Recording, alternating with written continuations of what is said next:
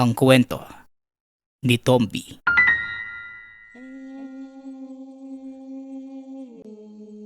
Ang kwentong ito ay hango sa totoong buhay. Mula ito sa isa nating tagapakinig. Karanasan ito ni Kael. Walang eksaktong taon. Probinsya ng Leyte. Nang mga panahong ito, may isang manggagamot sa lugar na kung tawagin ng iba ay bigong albularyo. Dahil simpleng hilot at sakit lamang ang kanyang kayang daluhan. Ngunit kung usapin ng sapi, kulam, sumpa at iba pang mabibigat na sakit, hindi niya kayang lunasan. Ngunit kagaya ng sinasabi ng karamihan, hanggat may buhay, hindi pa tapos ang iyong tungkulin. Tunghayan natin ang kwento ni Elijah at kung paano tuluyang nagbago ang kanyang buhay. Pasensya na ho kayo kung sa pagkakataong ito, tatanggihan ko na po yung pasyente. Aaminin ko, hindi sapat yung kakayanan ko para tulungan siya. Masyado pong malakas yung nilalang na gumagambala sa kanya. Wika ni Elijah. Kung ganon, bakit ka pa naging manggagamot? Hindi ka naman pala nakakapagpagaling. Makaalis na nga lang. Doon na lang tayo magpunta sa kabilang bayan. Ito ang karaniwang eksena sa tahanan ni Elijah. Nag-iisang manggagamot at manghihilot sa lugar. Matagal na itong nanggagamot. Ngunit aminado ang binata na limitado lamang ang kanyang kaalaman pagdating sa mga sakit. Lalo na kung ang may gawa nito ay mga engkanto. Binata pa lang, tinuruan na ito ng tiyuhin sa panggagamot. Mabilis natuto si Elijah. Ngunit sa kasamaang palad, maagang namatay ang maestro. Kaya hindi nito naituloy ang pag-aaral. Dinala din ng tiyuhin ang kanyang mga aklat at libreta sa hukay. Dahil hindi ito sigurado kung magagamit ng maayos ni Elijah ang mga kaalamang nakapaloob doon. Ngunit gayunpaman, ginampanan pa rin ng binata ang kanyang tungkulin. Sinalo nito ang pagiging manggagamot sa lugar. Kung simpleng hilot lang ay nagagawang gamutin ng binata. Ngunit kapag may mga kinalaman na sa elemento, inaatrasan na niya ito dahil sa kakulangan sa kaalaman. Hanggang sa nagpasya na lamang si Elijah na magpahinga. Ngunit sa hindi malamang kadahilanan, marami pa rin ang lumalapit sa kanya at nagpapagamot. Hindi naman kagad ito matanggihan ng binata, lalo na kapag sinabing wala silang pera para ipambayad sa ospital. Ngunit nagbago ang lahat ng yun nang magpasya ang binatang magsaal sa balutan. Umalis ito sa kanilang bayan. Walang kamalay-malay ang mga kaanak kung saan ito nagpunta. Pinili muna ng binata na magpakalayo-layo at pumunta sa lugar kung saan walang nakakakilala sa kanya. Nang mga sandaling yon, pagod na sa paglalakad ang binata. Kasabay pa ng malakas na ulan. Napilitan itong makisilong sa isang lumang bahay. Inakala ni Elijah na walang nakatira sa kubo, kaya tuloy-tuloy lamang ito sa pagpasok. Nagulat naman ang binata nang makita ang isang matandang nakaupo sa harapan ng siga. Napakalakas ng ulan, iho ano? Halika, Maupo ka nang makapagpatuyo ng iyong kasuotan. Wika ng matanda. Nakatalikod ito sa kanya, kaya hindi nakita ni Elijah ang itsura nito. Medyo madilim na rin ang paligid ng mga sandaling yon. Gawa ng malakas na ulan, kaya nakatago din ang buwan. Maraming salamat, Manong, ha. Pasensya ka na kung basta na lang akong pumasok sa bahay mo. Ang akala ko talaga walang nakatira. Wika ni Elijah. Ayos lang. Hindi rin naman sa akin ang bahay na ito. Halika, saluhan mo ko sa inihaw kong kamote at mainit na salabat.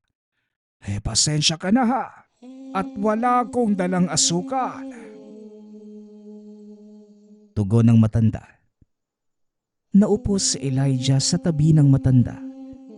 Inabutan siya rito ng tasang gawa sa buho ng kawayan. Walang pagdadalawang isip na hinigop ni Elijah ang mainit na laman ng tsaa. Siya nga pala, tawagin mo na lang ako sa pangalang Tatang Julian. Eto, kakaluto lang ng inihaw na kamote. Kumain ka. Halatang pagod ka sa mahabang paglalakbay. Saan ka ba pupunta, iho? Tanong ni Tatang Julian. Ikinagagalak ko kayo makilala. Ako naman po si Elijah. Hindi ko alam kung saan ako pupunta. Naghahanap lang din po ako ng lugar na matutuluyan. Tugon ng binata. Naku, iho. Kung ako sa'yo, huwag kang maglalakad ng nag-iisa.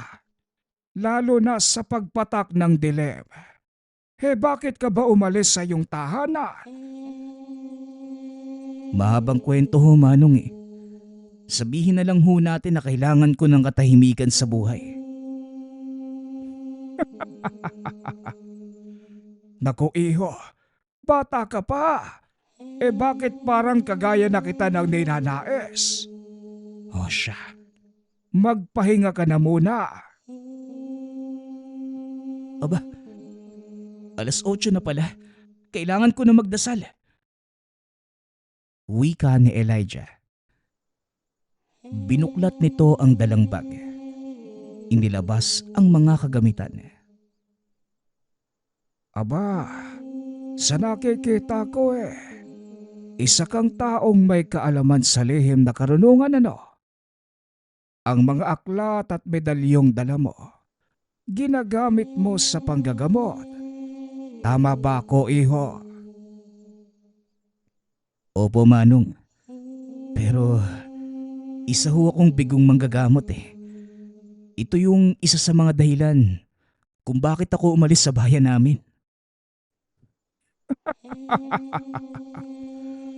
Walang bigo sa larangan ng espiritual na karunungan, iho.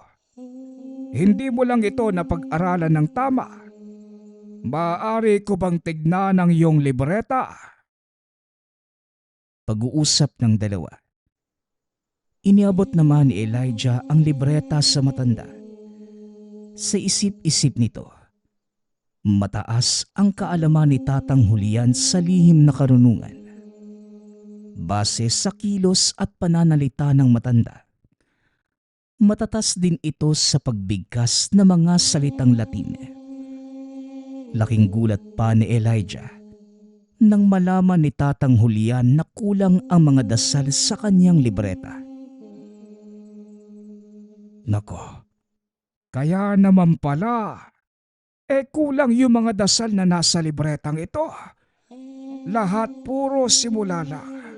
Wala akong nakikitang saysay sa mga dasal. Sino ba ang nagturo sa'yo? Manong, matagal na hong patay yung taong nagturo sa akin. Tama ho kayo. Hindi nga nakumpleto yung mga aral ko. Dahil isinama niya sa hukay yung karugtong ng mga libretang hawak ko. mukhang tama naman ang ginawa ng iyong maestro. Itinuro niya sa iyo ang panimula at mga simpleng pamamaraan. Hindi niya ito ibinigay ng buo dahil kampante siyang kaya mo itong dugtungan at lamanan ng panibagong kaalaman. Pero matanong nga kita, iho, ano bang ginawa mo? Manong, ginamit ko naman po yung mga tinuro niyang kaalaman eh. At yun lang din po yung pinagkukunan ko ng mga dasal at orasyong ginagamit ko sa panggagamot. Nakatulong naman ba? Hindi nga po eh. Kaya nga po nagpasya na akong huminto. Dahil sa katagalan kong nanggagamot, hindi ko pa din magawang magpalayas o pumuksa ng mga elementong sumasapi at nanggagambala sa mga tao.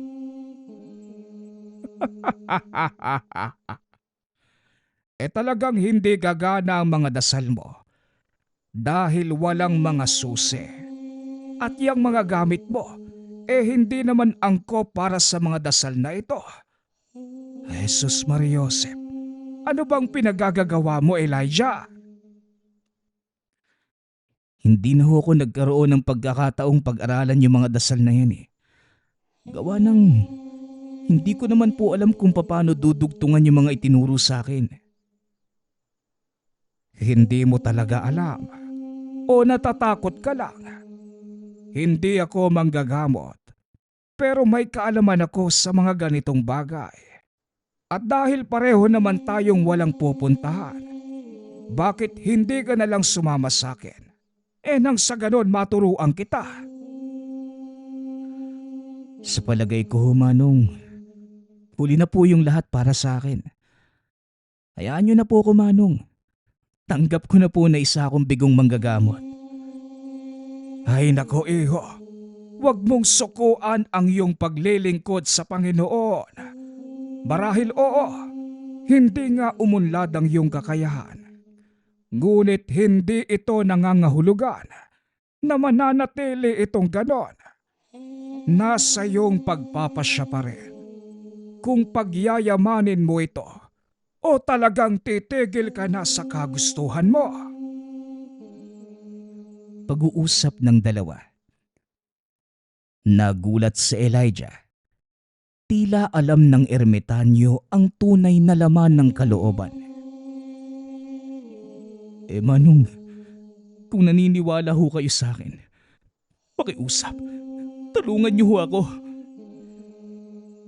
Ito ang naging simula ng muling pag-aaral ni Elijah sa lihim na karunungan. Sa tulong ni Tatang Julian, mas naging malawak ang kaalaman nito tungkol sa mga dasal. Nagagamit na din niya ng maayos ang mga tangang kagamitan. Ilang buwan pa lang ang nakalilipas. Tila nananariwa kay Elijah ang lahat. Muli nitong inaral ang mga turo ng kanyang tiyuhin. Hanggang sa nagawa niyang dugtungan ang mga dasal na iniwan nito at nagamit ang mga susi.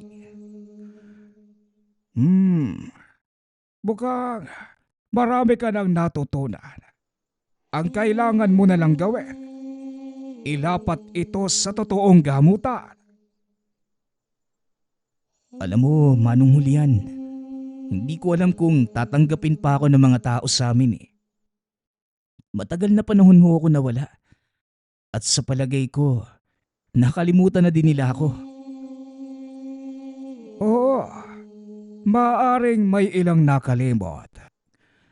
Pero sigurado ako na meron ding nakakaalala sa ginawa mong tulong sa kanila.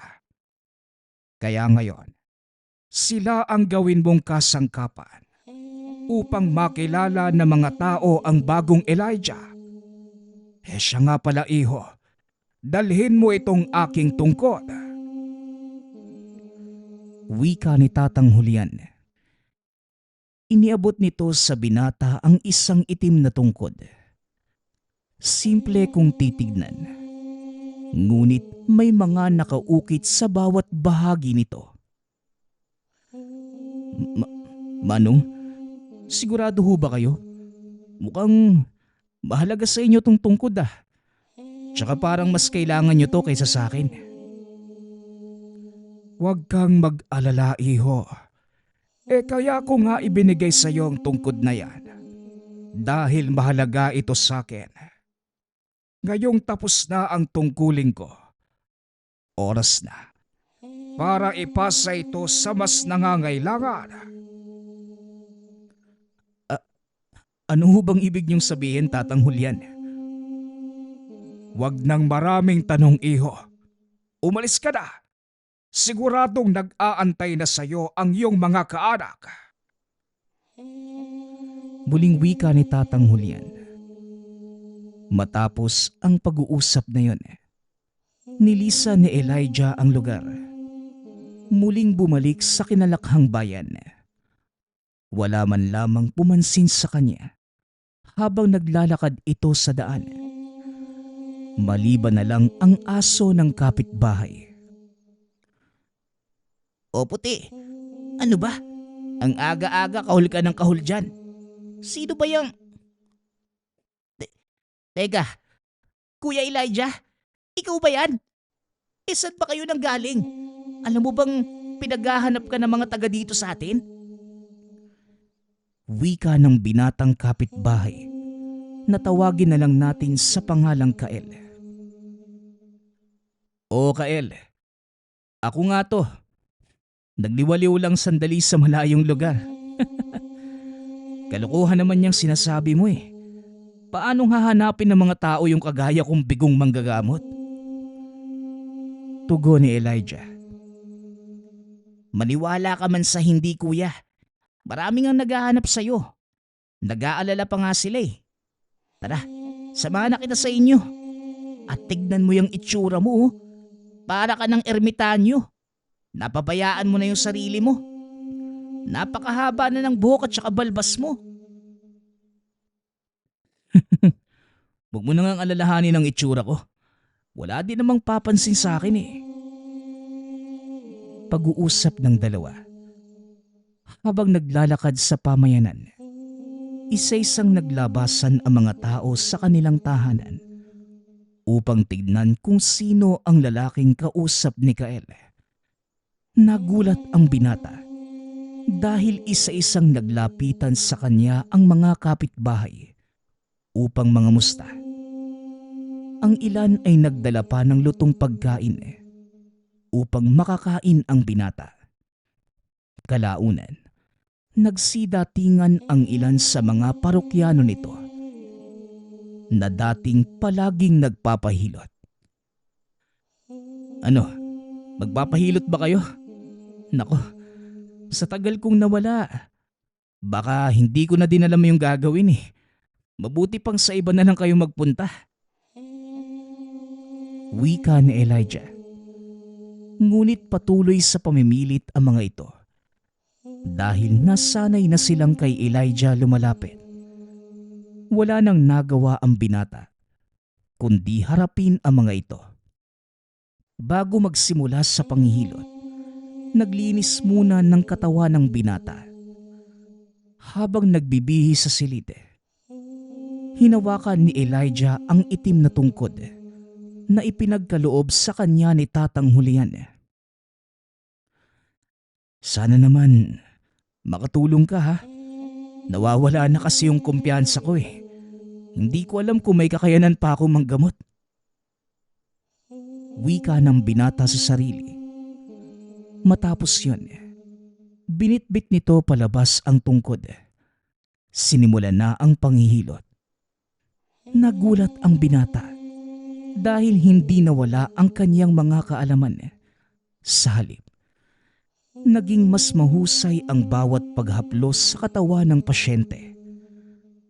Matapos ang panghihilot, pumasok na ang susunod na pasyente. Hinilot din ito ni Elijah.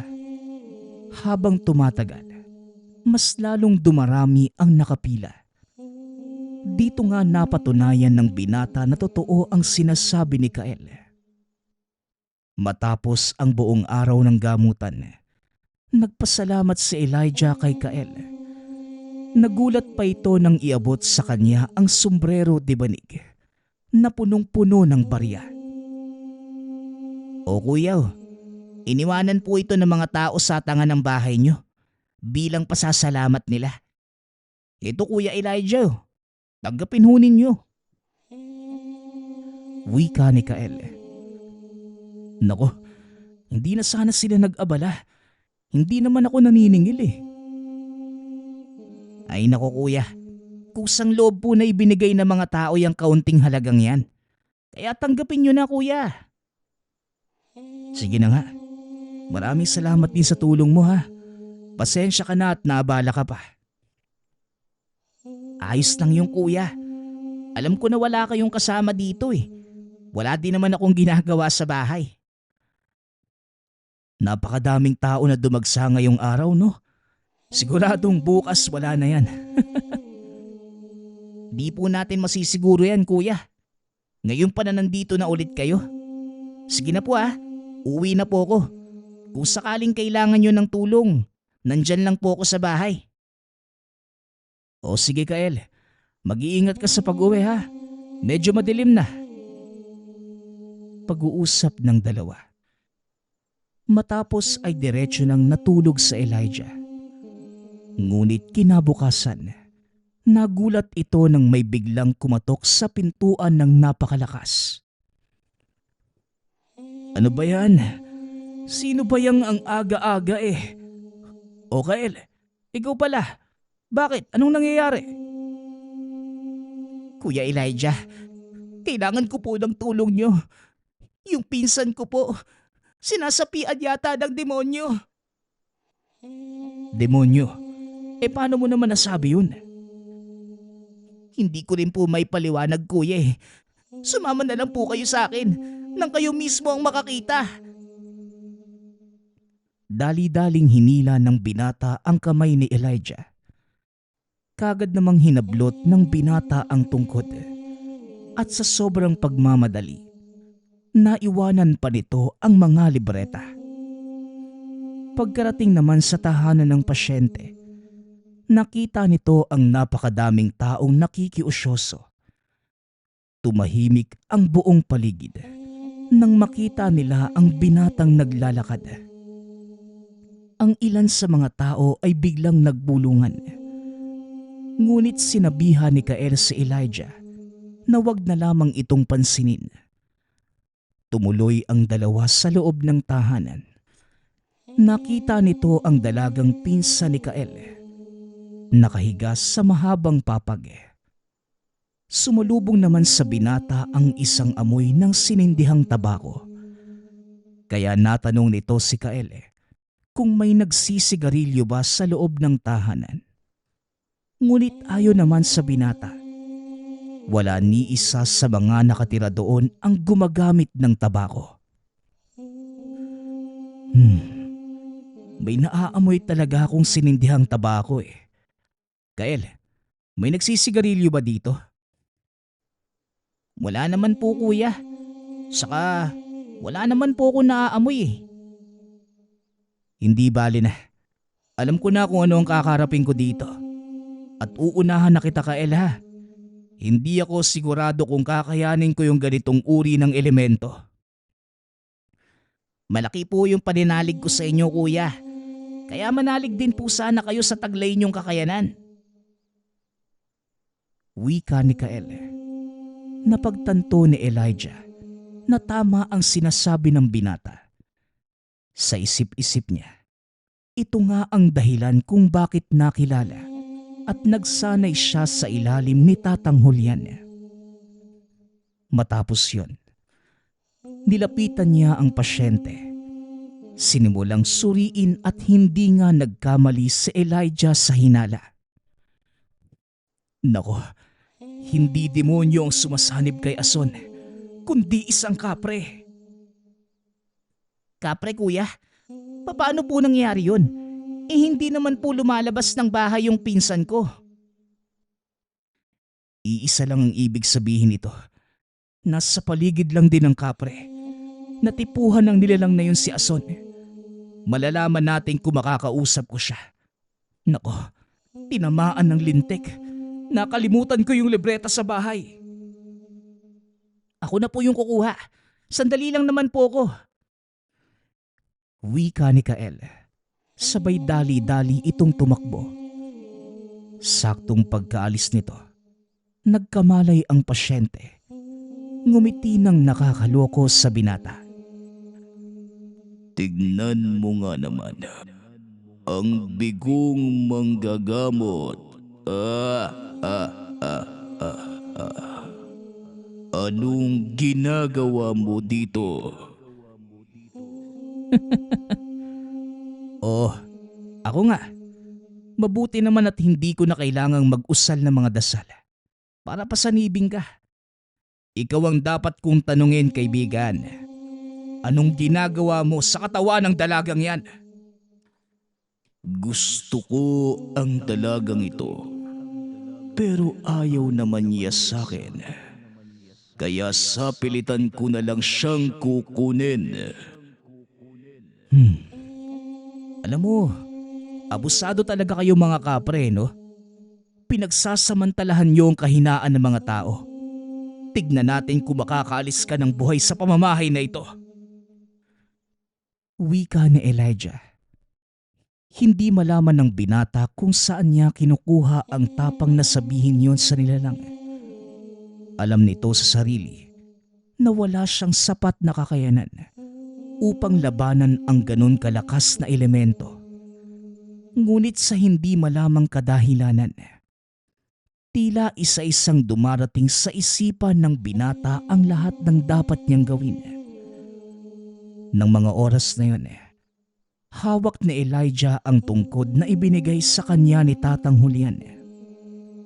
Pinipigilan ng mga tao ang dalaga para hindi ito makawala.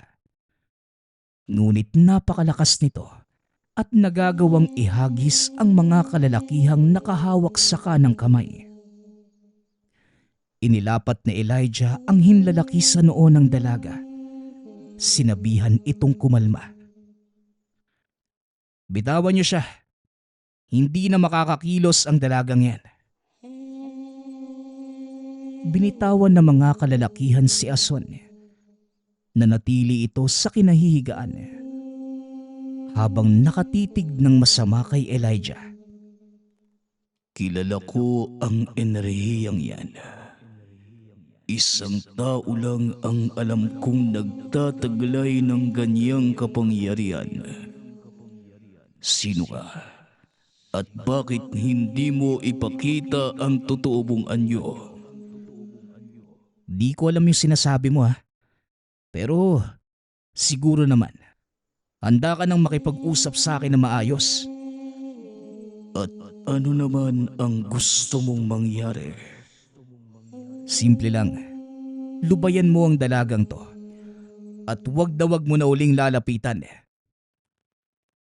Paano kung ayoko? Wag mo na akong subukan, kapre. Hindi ko maaaring bitawan ang dalagang ito. At sa ayaw at gusto nyo, dadalhin ko siya sa aming kaharian. Binabalaan kita. Wag na wag mo akong susubukan. Kung ayaw mong magkaroon ng malaking problema.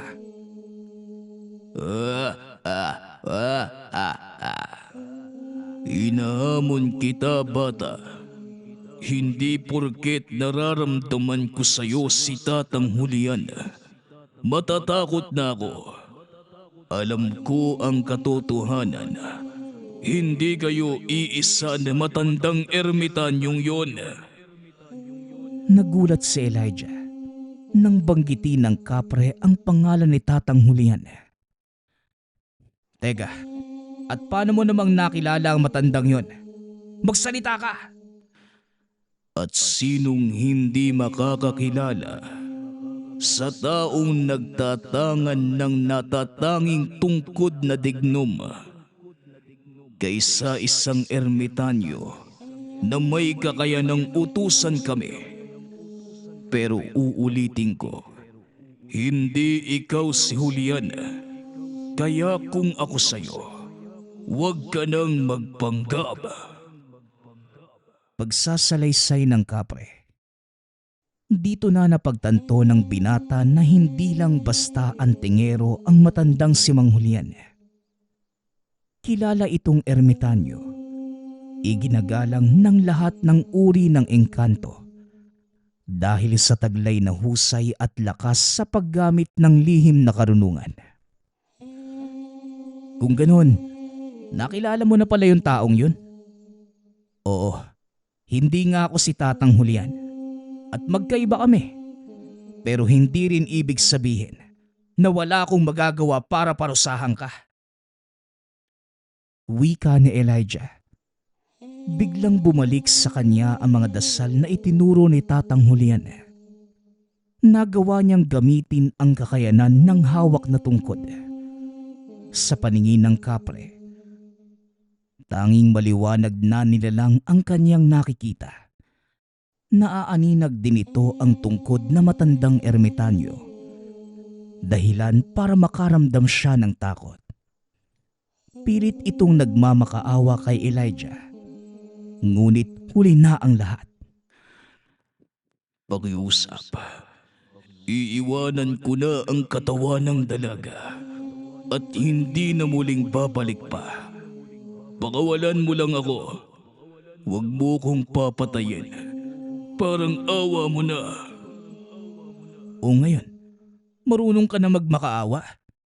Pasensya na. Pero kagaya ng sinabi ko, magkaiba kami ni Tatang Julian.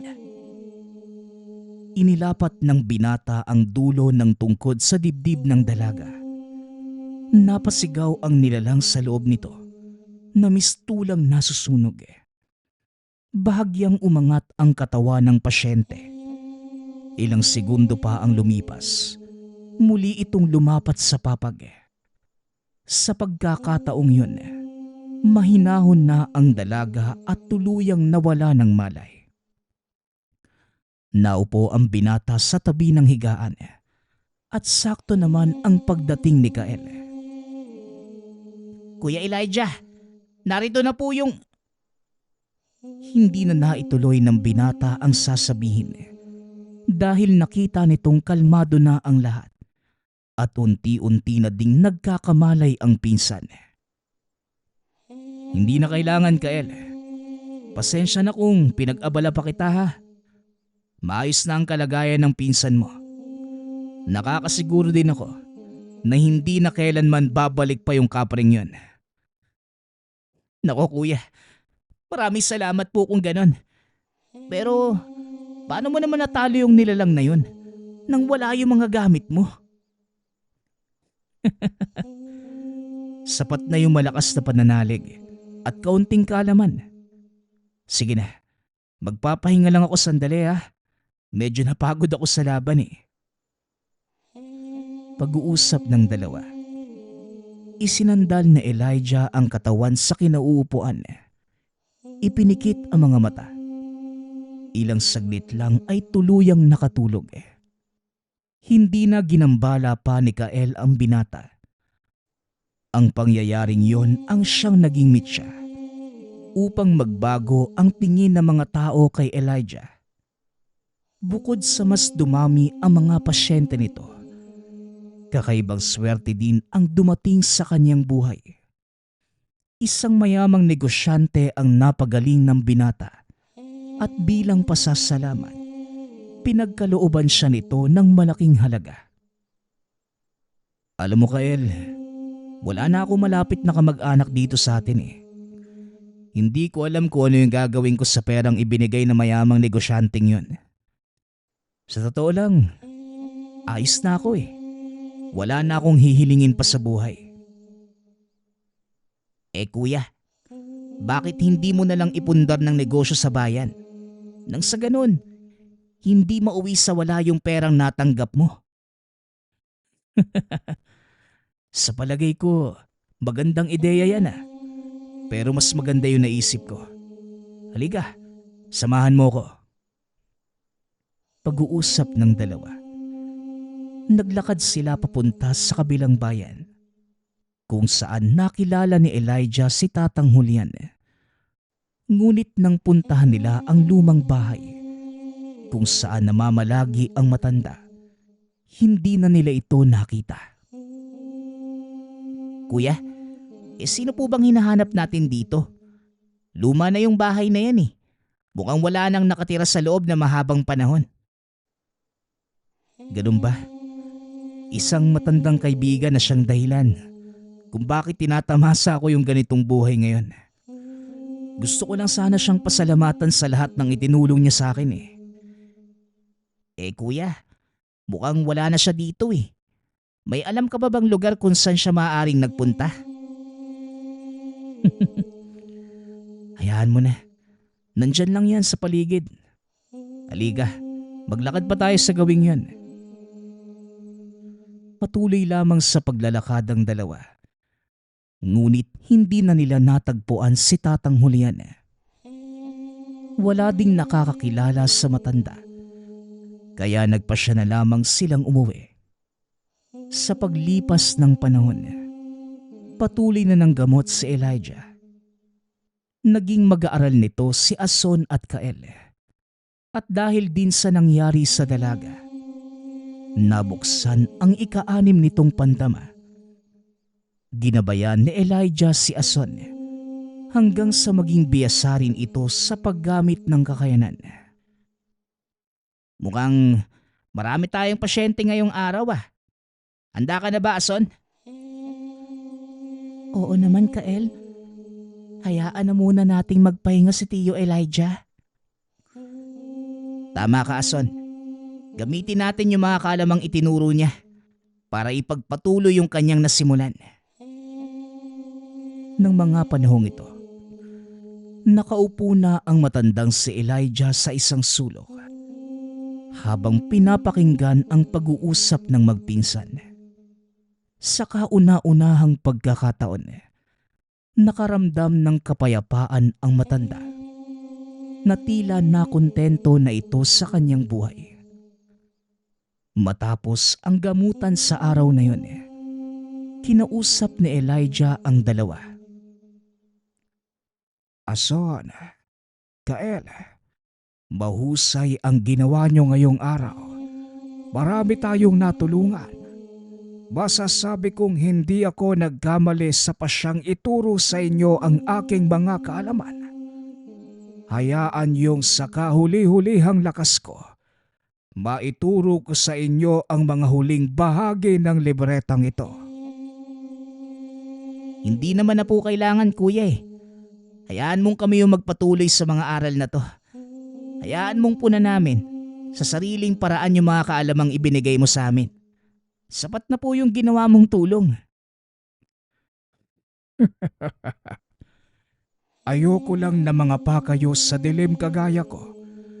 Kaya hanggat may nalalabing lakas sa katawan ko, hayaan yung ibahagi ko ang sikretong ibinigay sa akin ni Tatang Julian. Kael, tanggapin mo ang tungkod na ito. Isang tungkod na gawa sa digno. Ito ang nagbibigay sa akin ng kaalaman at sapat na lakas upang magamit ang kapangyarihan ng mga dasal na nakapaloob sa tungkod. Pero Manong, hindi po ako karapat-dapat na magmana ng tungkod nyo. Ako ang magpapasya at ikaw ang napili ko. At bilang nakakatanda, gabayan mo si Ason ha. Ipagpatuloy nyo ang aking nasimulan na tumulong sa iba nang hindi humihingi ng anumang kapalit at kabayaran. Makakaasa po kayo, Tiyo, na hindi kami tatalikod sa aming tungkulin. At bilang pagtanaw ng utang na loob, buong puso po naming ipagpapatuloy ang inyong sinimulan. Maganda yan. Malaki ang tiwala ko sa inyong dalawa. Maraming pagsubok pa kayong pagdaraanan. Ngunit kampante akong malalampasan nyo ang lahat ng yon. Sa gabay at patnubay ng Amang Maylika. Huwag kayong mag-alala. Dahil kahit mawala man ang pisikal kong katawan, hindi ko kayo iiwanan. Sa pamamagitan ng tungkod na ito, at sa legasiyang iniiwan ko sa inyo, patuloy akong mabubuhay. Pagsasalaysay na matanda, sabay turo ng puso ni Kael. Hindi inakala ng magpinsan na yun na pala ang huling mga salitang madidinig nila sa matanda. Dahil kinabukasan, natagpuan na lamang itong wala ng buhay. Gayunpaman, masaya ang dalawa dahil alam nilang mapayapa itong tumawid sa kabilang buhay. Sa paglipas ng maraming panahon, naging mas mahusay si Ason sa panggagamot. Nagtapos din ito ng kolehiyo bilang bahagi ng pangako kay Elijah. Samantalang si Kael naman, ito ang nangasiwa sa perang naiwan ng matanda. Nagtayo ito ng negosyo sa bayan. Sa pamamagitan naman ng kaalaman ni Ason, nagawa nila itong palaguin. Sa kasalukuyan, patuloy pa ding nanggagamot ang dalawa. Bagaman abala na sa sariling pamilya si Ason, tinupad pa din ito ang pangakong hindi kailanman tatalikod sa sinumpaang tungkulin sa Diyos. Samantalang si Kael naman, bagaman tumandang binata, naging masaya ito sa tagumpay ng pinsan. At ang lahat ng meron sila sa kasalukuyan ay dahil kay Elijah na nagbago ang buhay nang makilala si Tatang Julian na mataas na uri na ermitanyo. Ang susunod nating kwento ay mula sa isa nating tagapakinig. Karanasan ito ni Mang Pino. Walang eksaktong taon.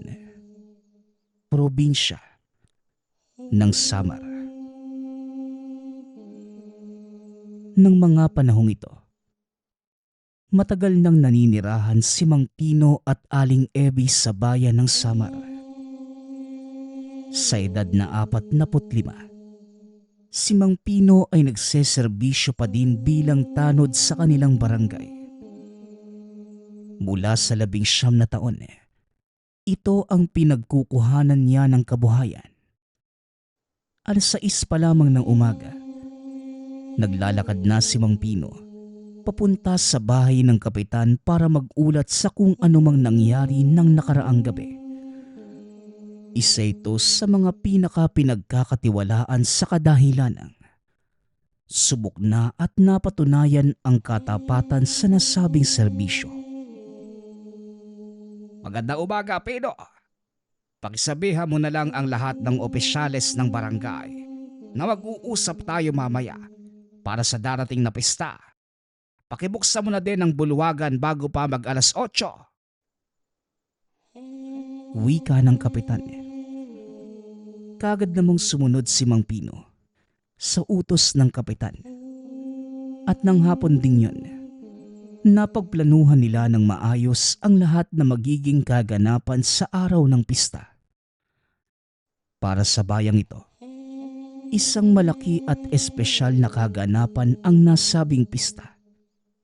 Bukod sa ipinagdiriwang ang kaarawan ng kanilang bayan, madami ring mga dayuhan ang nakikisalo sa araw na yon. 6:00 ng gabi na makauwi si Mang Pino sa tahanan. Sabay silang naghapunan ng asawa. "Oh, mahal, bago ko pumasok ng bahay kanina, napansin ko na parang may lalaking natutulog dyan sa katabing kubo." Wika ni Aling Ebi, asawa ni Mang Pino. Bakanting lote ang nasa tabing bahay ng mag-asawa at may isang maliit na kubo sa loob.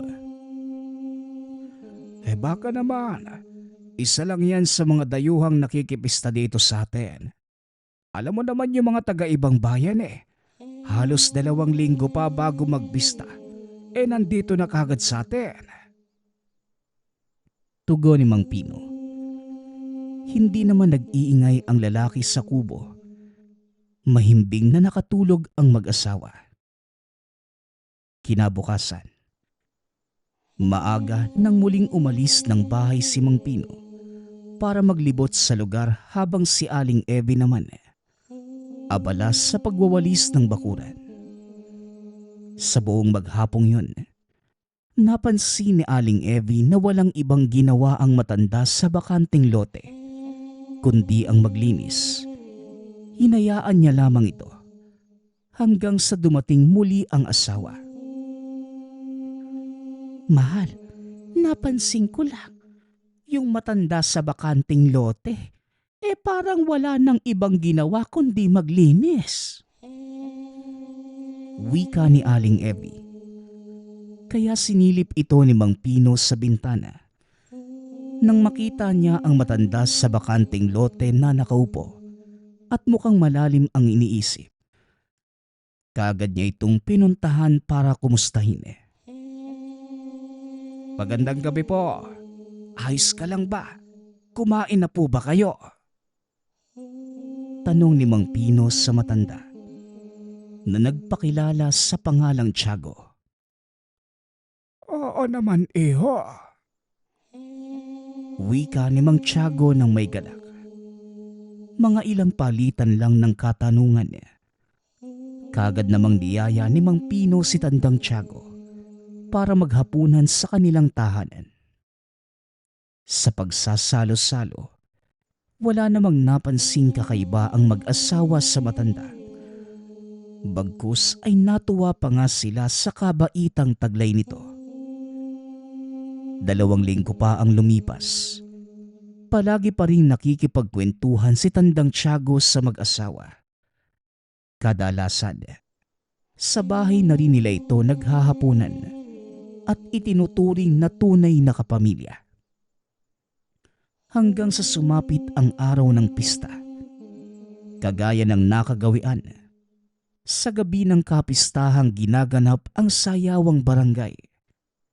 Tinatawag nila itong baraylihan. Abalang-abala ang mga opisyales ng barangay sa pagpapanatili ng kapayapaan sa lugar. Hating gabi na nang biglang may babaeng nagwawala sa gitna ng napakaraming tao. May daladala itong bote at pinukpok sa ulo ng makakaharap. 2 na ang nasaktan, kaya naman dali-dali na itong inawat ni Mang Pino. Tinitigan siya ng babae ng halos 3 minuto. Matapos ay bigla na lamang kumanta na tila nagdarasal gamit ang ibang lengguwahe. Sa pagkakataong yun, dumating pa ang ibang mga opisyales para tulungan si Mang Pino sa pag-awat sa nagwawalang babae. 3:00 na madaling araw ng araw ding yun. Magpapahinga na sana si Mang Pino nang bigla itong makaramdam ng pagsakit ng 2 binte. Nagsisisigaw ito dahil habang mas tumatagal, mas palala ng palala ang nararamdamang sakit. Hindi malaman ng mag-asawa ang dapat gawin, kaya naisipan itong humingi ng tulong kay Tandang Tiago. Kagad namang hinawakan ng matanda ang 2 binti ni Mang Pino at sinabing, Nako, may nakainkwentro kang isang manggagaway, iho. Wika ni Mang Tiago. Ikiniskis na matanda ang mga palad. Inilapat sa mga binti ni Mang Pino. Ilang segundo lang ang lumipas. Kagad namang nawala ang sakit na nararamdaman ni Mang Pino. Maraming salamat po, Tay Tiago. Manggagamot po pala kayo? Tanong ni Mang Pino. Pansamantalang lunas lamang yan. Bukas ay sasamahan kita sa totoong makakagamot sa iyo. Tugon ni Tandang Tiago. Kinabukasan, kagad silang pumunta sa kabilang bayan. Hindi man maintindihan ni Mang Pino kung saan talaga pupunta. Buo naman ang tiwala niya sa matandang hindi siya nito dadalhin sa kapahamakan. Nang may makita silang maliit na kubo at may katabing malaking puno ng akasya, Kagad itong nilapitan ni Tandang Tiago. Kumatok sa pinto. Laking gulat ni Mang Pino nang ang lumabas. Walang iba kundi ang babaeng inawat sa pagwawala kagabi. Arsenia, pagalingin mo nga itong si Pino. Kailanman hindi mo ikabubuti ang paggamit ng kapangyarihan mo sa karahasan. Wika ni Mang Tiago. Anong karahasan ang sinasabi mo? Ayaw ko at hindi ko babawiin ang sakit na meron ang lalaking yan. Tugon ng babae.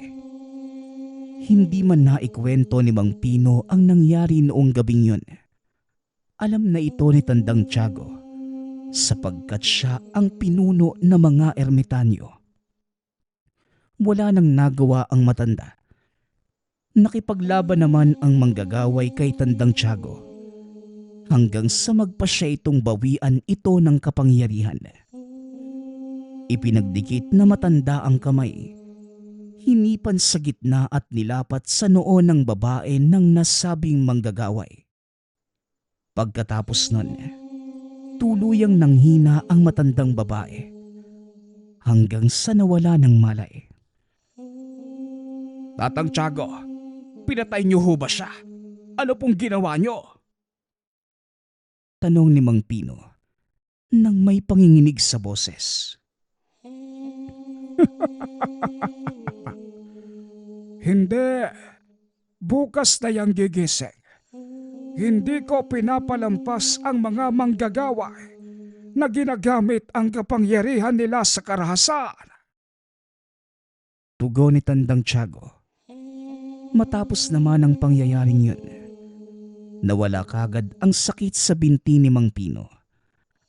Pagkarating naman sa kubo ng ermitanyo, may iniabot itong papel na puno ng sulat. Yan iho, pagkumbating dasalang tawag dyan. Yan ang magiging proteksyon mo. Wika ni Mang Tiago. Kinuha naman kagad ito ni Mang Pino at nakinig sa lahat ng bilin ng matanda sa paggamit ng mga kataga. Kinaumagahan, hindi na muli pang nakita ng mag-asawa si Tatang Tiago. Ikalawa, ikatlo, at hanggang sa lumipas ang maraming linggo, wala na ni anino na matanda sa bakanting lote. Nagpasya na si Mang Pino na hanapin ito sa lahat ng kanilang napuntahan. Ngunit bigo pa ring makita si Mang Tiago. Pagkabalik sa tahanan, naabutan niyang namimilipit sa sakit ng tiyan ang asawa. Dahil sa 3 oras pa ang masasayang kung dadalhin ito sa malapit na ospital. Sumagi sa isipan ni Mang Pino na gamitin ang pangkumbating dasal na itinuro ng matanda. Sa ngalan ni Jesus, sinusupil ko at ginagapos ang lahat ng kapangyarihan at puwersang nasa hangin. Wika ni Mang Pino. Kasabay nito ang pagsigaw ni Aling Evie sa sakit. Ipinagpatuloy lamang ito at tinapos ni Mang Pino ang dasal. Matapos yon, nawala na din ang dinadaing ng asawa. Ermitanyo, totoo ngang ermitanyo si Tatay Tiago. Masayang wika ni Mang Pino. Dahil sa pangyayaring yun, ninais ng mag-asawa na gamitin ang kapangyarihang natanggap ni Mang Pino sa pagtulong sa iba. Magmula ng araw na yon, ang Mang Pinong dating tanod sa barangay, naging sikat na manggagamot. Nang mga panahong ito, dinadayo pa siya ng mga taga-ibang baryo para makapagpagamot. Hanggang sa isang araw, may isang sakunang nangyari sa barangay. Bali-balitang may paghala-galang isang babae sa gabi na hindi nila mawari kung saan nanggaling. Kasabay nito, halos sabay-sabay ding nakunan ang mga buntis sa lugar. Kaya isang gabi, nagtipon-tipon ang mga kalalakihan at si Mang Pino dahil sa napakadami nilang nagsama-sama. Nahuli nila ang babaeng aswang. Iniutos ni Mang Pino na itali patiwarik ang babae. Kagad naman itong isinagawa ang ritual. Pagkalipas ng ilang minuto, may lumabas mula sa bibig nito na itim na perlas at tuluyang nawala ng malay. Hindi makagalaw ang lahat ng mga oras na yon. Dahil kasabay nito, bigla ding naglaho ang manggagamot na si Mang Pino. Halos mabaliw si Aling Abby dahil sa pangyayaring yun. Kaya ilang taon man ang nakalilipas, palaisipan pa din sa mga tao sa lugar kung nasa na nga ba ang manggagamot na si Mang Pino. Samantalang ang dating sinasabing aswang ay namumuhay naman ngayon ng normal. Nagpapasalamat nga pala ako sa lahat ng sumusuporta sa ating channel. Nawa ay patuloy niyong suportahan at pakinggan ang ating mga kwento. Hanggang sa muling pakikinig. Paalam.